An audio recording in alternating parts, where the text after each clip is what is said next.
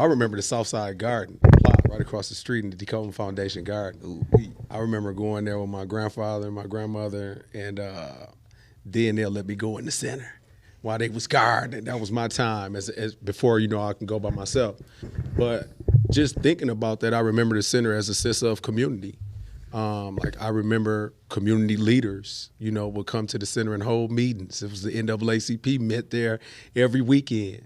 I remember learning how to play ping pong against Morris Reese, learning how to shoot pool against Poon, first black person I ever seen with his old pool stick. You know what I'm saying? And he had a Green Bay Packer coat. It's weird, but it really did teach you order and respect.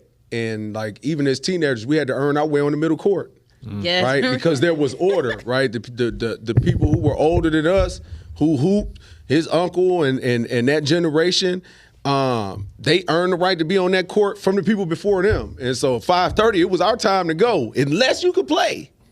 You could play, all right, get your 5. You're not running with us. Y'all got to get 5. Let us punish you. And then y'all come back tomorrow. But it actually taught us something. I always talk about this, and it's good that Wild Karan is here. So I still play at the Brace Center very often. And I always talk about the fact that it's a reason why the city of Racine is actually a basketball city, right? We have a lot of basketball talent that has come through here. But we don't have anybody that's as acclaimed as Karan Butler. And I say that because, I was there for a lot of the younger year journey, and I know what was instilled in us, right? I know that, on Stephen Bull Playground, we had the ball taken, kicked. We had to go get it, And we couldn't say or do anything to the person that did it just out of respect, right? Because they were the big homie, and now that's lost. Now big homie do something, he take your ball and kick your ball, big homie may die.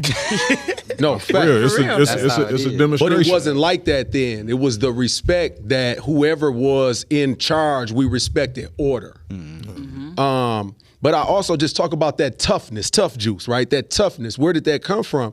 Well, it came because that's literally what we did. We had to get fouled. We had to get beaten, brutalized in order just to play. And it wasn't it was a rite of passage.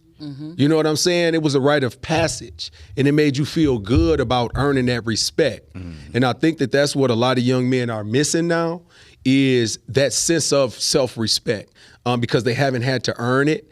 And so you just feel like everyone owes you something, and they don't. You actually have to work for things. Facts. And so I just talk about that all the time. When dudes come in, they want to play basketball, and they come in and they just sit in the gym. They're on the phone, and they're waiting on somebody to say, man, you playing? Come on, run. They set 3 games. They done set out 3 games. And I think about, I ride around at my age. How you thought I was going to say it. And I still have my bag in the trunk.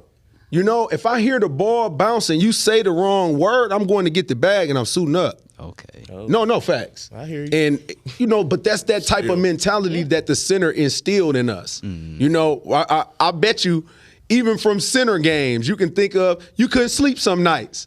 Thinking about you waking up, you hear the ball bouncing.